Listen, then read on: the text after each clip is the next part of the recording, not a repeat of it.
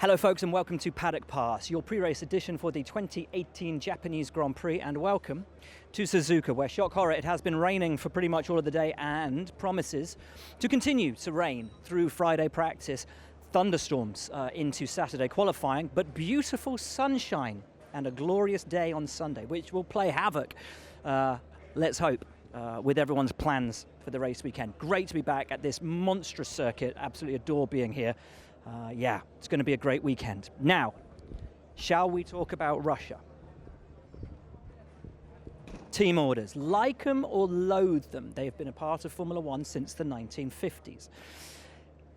It's a funny one, isn't it? Because your gut in your heart tells you that Valtteri Bottas, pole position, driving a beautiful race, should have been allowed to romp home for the victory. But then your head says he's not fighting for the championship. His teammate is it so terrible that they wanted to protect Lewis's championship lead, which with that victory now goes up to 50 points. That's 2 potential DNFs in his fight for the World Championship. As Toto Wolff said post-race, I'd rather be the bad guy today than like an idiot at the end of the season, because in not switching the drivers, I cost us a couple of points and we lose the championship by those couple of points. It's a valid point, but I can see, and I think we can all see how it divides you guys as fans on whether you sit on the side of saying, yeah, team orders are a part of the sport, or no, it's gut-wrenching. And I think the same is true of the drivers, particularly as they said after the race, they'd not been made aware by the team before the race that that possibility existed. Had they been made aware of that, I'm sure it would have been slightly easier for them to stomach. Anyway, let's talk to Lewis Hamilton. It's Aston Martin over there. Let's talk to Lewis, championship leader as he has been for much of this season, now with that extended gap of 50 points, about those team orders, where it sits with him, and whether there'll be any sort of diminishing of how he views this championship, should he take this championship, given what went down, and particularly the fan reaction, because we know that's so important to all the drivers, how they're viewed outside of the bubble that is Formula One. Some good honesty from Lewis, I think, on a divisive subject, one which has divided people for the age of this sport. 60 years. It's been going on since the birth of Formula One, and we still haven't got a proper answer on team orders. Anyway, here's Lewis. Obviously, I respect everyone has a right to their own opinion. I feel like I've driven my hardest throughout the year. I feel like I've conducted myself in the right way throughout the year. And, this has been the best performing year so far of my career. So, what it has done, obviously, is given you a massive buffer coming into the last few races. Knowing that Sebastian needs a borderline miracle, are you going to change anything about the way in which you go into these races? No, I never have to change my approach. It evolves and it improves to the year, but I don't change it because I'm in the lead. We do know that one DNF, one mistake that could disappear quite quickly, so we want to make it as big as we can, as we can do as a team. And that's what we're doing. You know, this is the most unusual sport in that sense that you have 2 championships. So unlike people watching football or any other sport where everyone works towards that one goal, there's 2 goals here, and you're conflicted in trying to achieve those 2 goals, because there's only one driver that can win, yet there's 2 drivers, and then you have a team championship you want to win. So it's a difficult dynamic, because the team works together to win the championship, but then they also want to win the driver championship, and there's one of you got to win, so they're conflicted because they don't want to favour either driver, and they kind of want both the drivers to win, but it's impossible, so you're always at a loss. Some good words from Lewis. Now, of course, as he sort of said in that press conference, Formula One's a bit of an odd sport in that you've got the team championship and you've got the drivers' championship, and obviously you have to kind of drive for both of them, and Valtteri's a part of the team. It's a bit like, I guess, the Tour de France. And if you think of Geraint Thomas, who for years was he was the diesel engine on that locomotive in the Tour de France, pulling Chris Froome through, and then Froome could just shoot through. He'd been in the slipstream the whole day and motor to the finish. And then finally, Geraint Thomas has allowed his moment in the sun, and the team are then pulling for him. Valtteri, I'm sure, will have his Geraint Thomas day in the sun at some point in the future. But for now, Lewis is their Chris Froome. I don't know anything about cycling. Steve told me that, didn't you? So if it's wrong, blame him. So, the guy who's now 50 points behind Sebastian Vettel in the World Championship, he needs a miracle, if we're being honest, to cut that gap down to Lewis Hamilton over these last few races. Does he change his outlook? Does he change the way he races? What does he need? Does he have, if he doesn't win this weekend, is it over for him?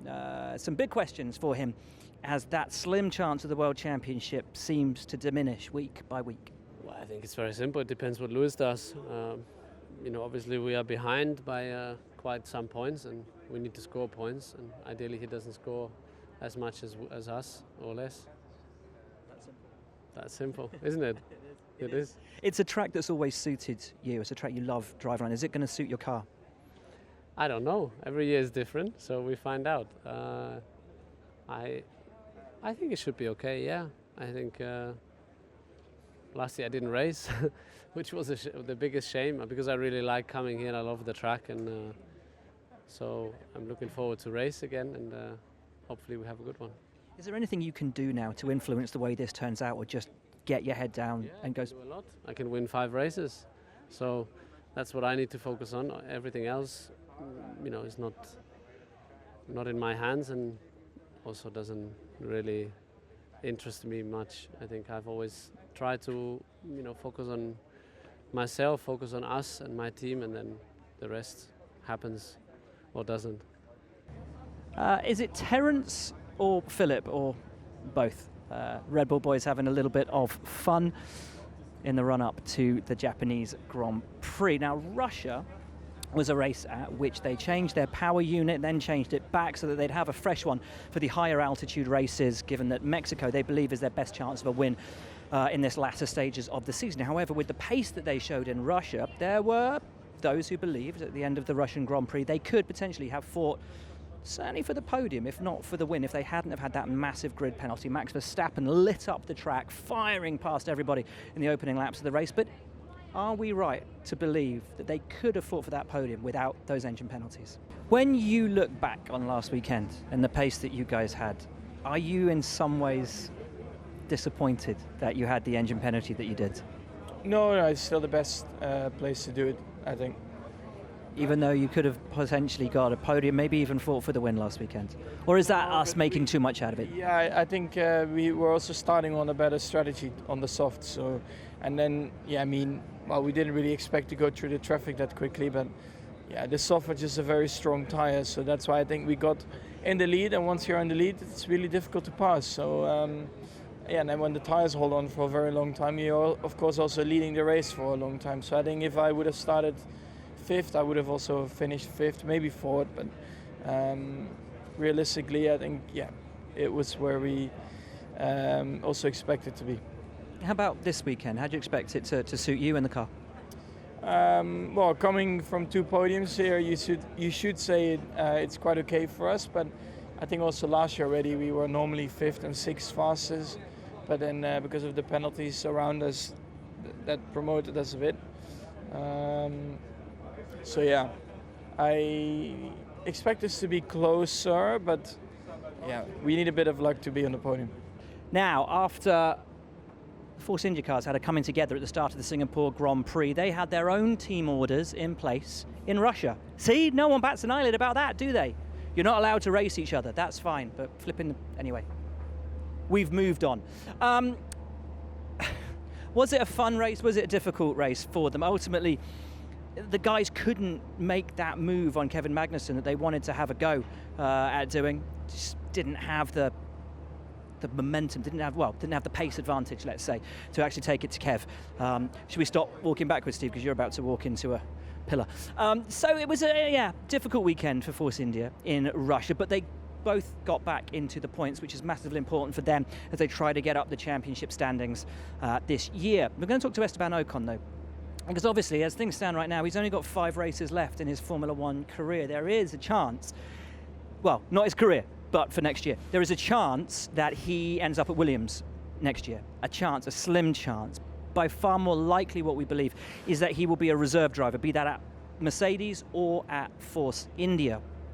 But there is a sneaking suspicion starting to ebb in that there is a chance he may be racing at Force India next year. Perez, in his media session today, couldn't definitively state that he will be back in Formula One with Force India next season. There is no guarantee on that as of yet. Is it just Checo doing what Checo does at this time of year and waiting either until we get to Mexico or until his sponsors have properly signed off on the position? Or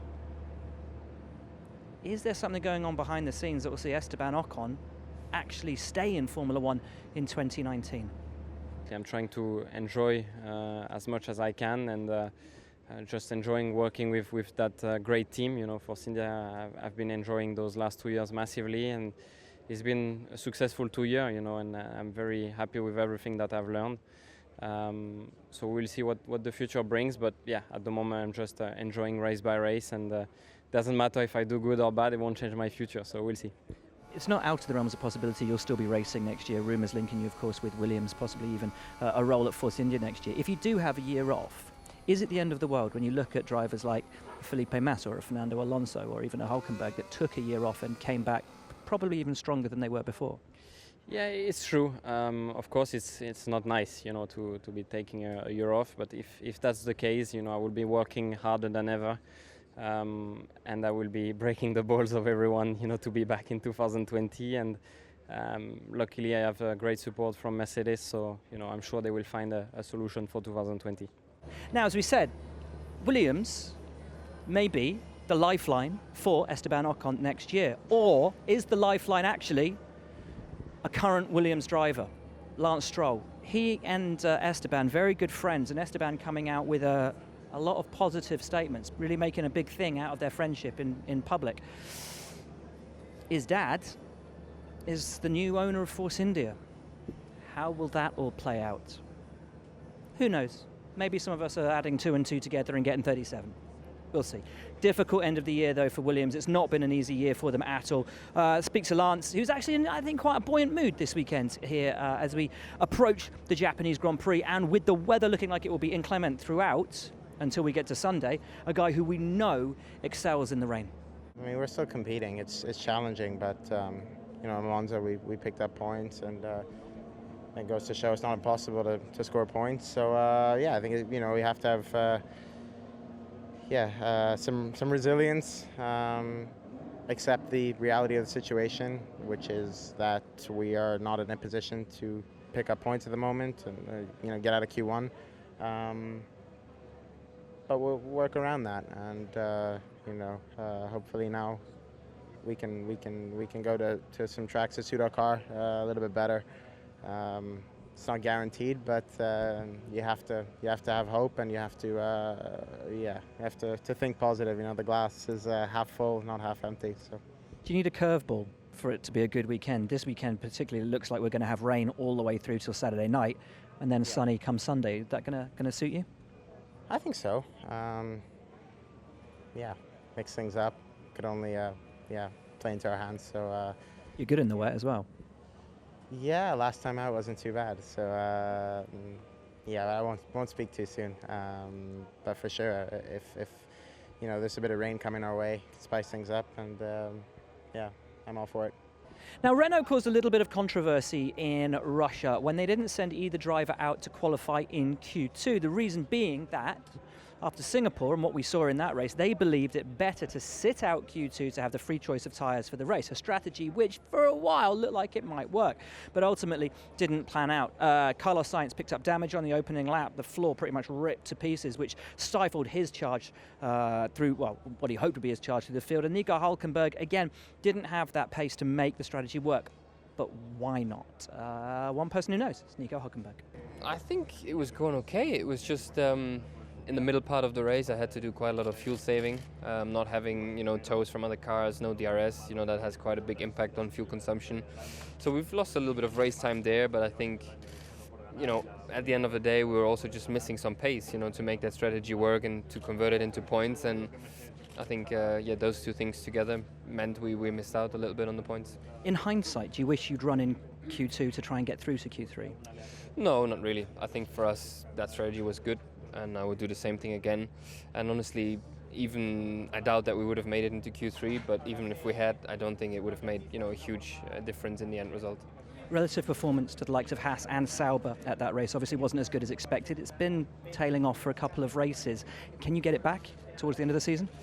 Well, trying, but they're definitely looking very strong. Haas, Force India, the Sauber as well now. So, there's 3 teams that seem really competitive and that have good momentum at the moment, and that's what we're up against. And it's down to us. We need to do a good job. I think this time of the year, most of our main competition, we don't have really any developments anymore. So we need to, fight and deal with what we have in terms of car and package. It's not going to be easy, but we're ready to fight, and there's a couple of good races coming up, which are fun, and hopefully we can squeeze a good couple of weekends out. Now, it's a big weekend for Toro Rosso, of course, with the Honda engine in the back of their car. This makes it de facto home Grand Prix for them, well, along with Monza, obviously. Big expectations, new power unit in the back of their car, but big worries coming out of Russia because a couple of laps into the race, both drivers spun out with brake failure, which happened at an almost identical moment. Pretty much from lights out, the brake pedal went long for both of them, and then the total failure of the front brakes happened at pretty much exactly the same moment, something that they are confident they've got on top of. Here's Brendan Hartley to explain exactly what went wrong and also their hopes for the weekend with this brand new power unit in the back of their car. I guess the fact that it happened to both cars at the exact same time probably made it a bit easier for the team to diagnose. If it was just one car, then you could maybe say, maybe it's something out of the blue, but yeah, it's pretty obvious what happened, and something to do with cooling, the brake line, the brake fluid boiling, the pedal going to the floor. So it wasn't particularly fun in the car, obviously, but the team is very confident that won't happen again. It was a bit of a mix of things that caused the problem, and it's effectively the same system we used all weekend and all year, but there were just some slight differences on cooling. So it shows you how everything in Formula One is really pushed to their absolute limits, and sometimes things like that can happen. But this weekend, it's an important one for us, and I'm pretty confident that won't be happening again. How does that happen? It's 16 races into the season, as you say, same brake system that you've had for the whole year. How does it go that wrong when your knowledge of it as a team should be that good? Very small, subtle differences. Like I said, everything in Formula One is pushed to the limits, and this is probably a bit of a case in point, and a slightly different track layout. Starting at the back doesn't help either. You have not much cooling from all the cars giving you their dirty air. High fuel at the start of the race. A few other factors in terms of what the brake cooling, rim heating required, and I don't really have a good answer for you. I'm not the engineers, but it happened, and I hope it doesn't happen again. Big weekend for Honda, this one. Some talk around confidence with the Honda power unit that it's now not just on a par with, but better than the Renault power unit. Would you agree with those sentiments? I hope so. Yeah, we used it in Russia, FP1 and 2. Definitely we had a performance gain. It was always it was the plan to take it off for the race weekends in Russia and save it for Japan, which is, like you said, a really important race for Honda. There's definitely a gain in performance. The exact amount I can't tell you, but definitely we're fighting in the midfield like we always are. But if we can gain just a little bit of time and move to the top 10, that's a huge difference from scoring points and not. So, yep, we're confident, excited. There's a bit of expectation now, obviously with being in Japan and the new PU. But yeah, I think we can do the job. Now, of course, it was confirmed in Russia that these guys had pinned their colours to the mast and decided that the grass was not greener on the other side, and they would be sticking with their current driver lineup for 2019. Good news all around, particularly for Romain Grosjean, who'd had such a wretched start to the season and really turned it all around to convince the likes of Gunther Steiner and Gene Haas that indeed he should be staying with the team. Kevin Magnussen had a great race last time out in Russia as well. Couldn't keep the Sauber of Charles Leclerc behind him, but could keep the two Force Indias. Great race from him. Let's catch up with Kev, actually, arriving here in Suzuka for the 2018 Japanese Grand Prix. I feel like we got, everything out of what we could have got. I think Sauber with Leclerc at least was quicker than us and in the race, and we finished 8th, and no one had any problems of the top 3 teams. So I think this is the best we could have done. The pace from Leclerc and Sauber, do you think that's a track-specific thing, or do you expect them to be in that position and fighting you guys for the remainder of the season? I don't know. We'll see how they get on. They don't have that many points, so in the championship they're not that big of a threat. But they could be there to take points away from us, and that wouldn't be great. But we'll just have to take it as it comes. And that's the thing, sort of going into these final races, how hard is the team pushing in terms of keeping you guys ahead of Renault and Force India to maximise those points, and how much is it already focused on next year? Yeah, I mean we're focused still on this year. Of course, a lot of the designers and resources back home are focused on 19, but we're bringing still new stuff even to this race, and we're flat out trying to do as well as we can this year. So we're just focused, I think. And so to McLaren, there's next year's McLaren driver, Lando Norris, sitting there doing some hot laps. Doing hot laps this weekend for some lucky guests. It's a tough end to the year, though, for McLaren. The car does not have the pace that either Fernando Alonso or Stoffel Van Dorn would like. But how are they maintaining their optimism and their motivation, knowing that both of them are out of Formula One at the end of the year?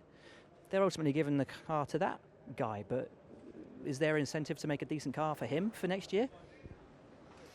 I'm not sure whether it is. And where does Stoffel go next year? Rumours he may be off to Formula E with Mercedes. Rumours that may link him into a reserve driver role still in Formula One. Anyway, time will tell, as he has, as we understand it, just 5 races left in Formula One. Still driving a Formula One car. I know in terms of results it's probably not the most exciting, but it's still a great car to drive. Or, now we're in Suzuka, which is probably one of my favorite circuits. And from my side, I just try to enjoy the last 5 races with McLaren. I've made some good friends in the team, and even though the story isn't continuing, I just want to finish on a high. A lot of talk about what you might be doing next year. Some chat you may be a reserve driver at a team, coupling that up with racing somewhere else. Do you have any idea where you're going to be? Can you let us know? I have an idea. Yes. Cool. I've like I said last week, I've been talking to a lot of people, a lot of teams, series, and evaluating a lot of opportunities for next year. But so far, there's nothing been decided. Kindly evaluating what the best would be for the future. And I think in my mind it's pretty clear what I would like to do. And I hope I can tell something more in the next couple of weeks. Formula E?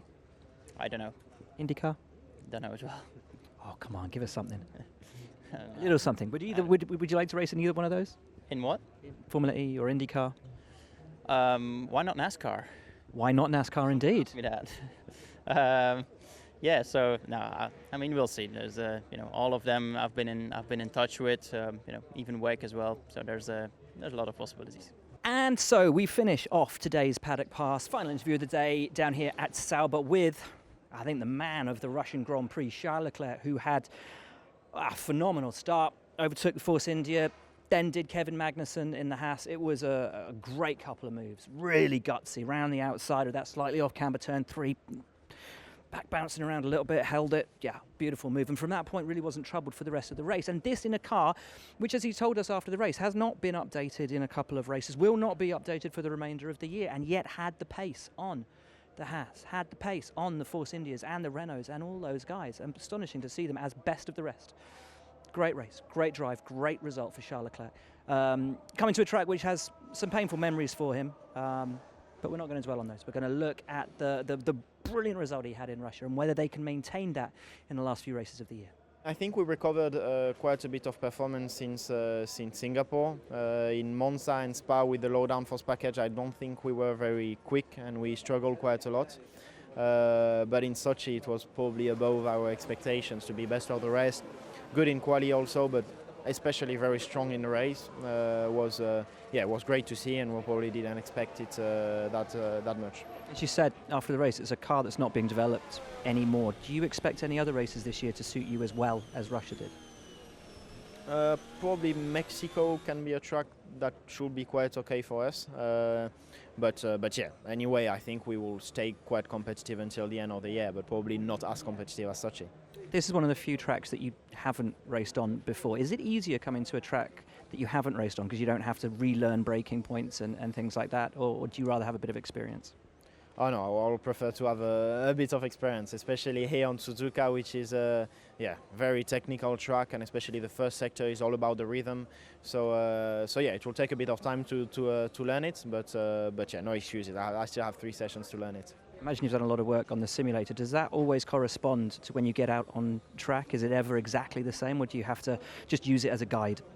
No, it helps you obviously a little bit to take the rhythm and things like this, but at the end, track is a track and it will never change. And all the G-forces and the bumps, you feel them a lot more on the track, so this will never change. So that's your lot, folks, from Paddock Pass here in Suzuka. As we said at the top, Sebastian Vettel with a 50-point deficit to Lewis Hamilton now in the battle for the championship. He absolutely has to win this race if he is to have any, I think, self-belief that he can wrestle this championship back. But a couple of DNFs from Lewis Hamilton and it's game on once again. And this is a track that Sebastian absolutely adores. Can't wait for it. It's always a great race here. It always provides something exciting. And with the weather due to be a little bit sketchy, shall we say, all weekend, that might throw a curveball in as well. Thanks for following along. Thanks for your time. Enjoy the weekend. And from Paddock Pass, that's your lot.